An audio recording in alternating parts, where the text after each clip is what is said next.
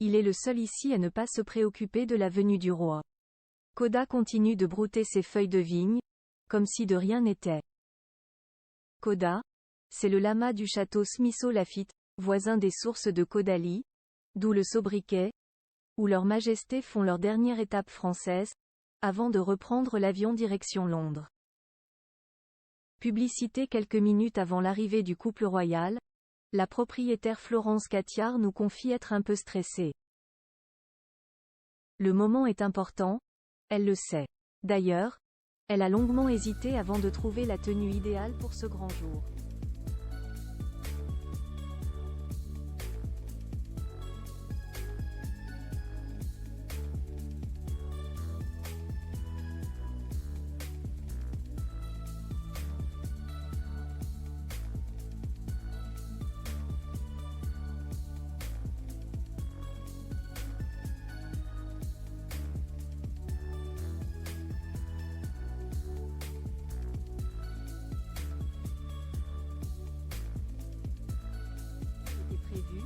Nous rassure-t-on. Début de la promenade, le couple Catiard guide le roi et la reine dans un impressionnant chai où sont disposés des tonneaux de vin rouge.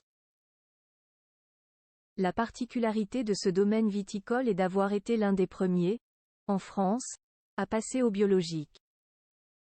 Les propriétaires se sont inspirés de la ferme écologique voulue par Charles III, dès les années 1980, dans sa propriété d'Highgrove. D'où la raison de cette visite. Charles III et Camilla sont présentés à Églantine, une jument un peu gourmande Florence Catiard avait déjà croisée, en marge d'un match de polo, dans les années 1990, celui qui n'était alors que prince de Galles. Quand elle lui rappelle cette rencontre passée, celui-ci fait mine de s'en souvenir. Courtoisie royale oblige. Charles III et Camilla sont ensuite présentés à Églantine, une jument un peu gourmande, chargée de labourer les vignes, comme autrefois. Puis, leur majesté déguste une bouteille millésimée de 2005, c'est l'année de leur mariage, explique Madame Catiard. Quelques bouteilles offertes en cadeau et voilà Charles et Camilla déjà repartis. Ce voyage d'état se termine en beauté, sous le soleil du Bordelais.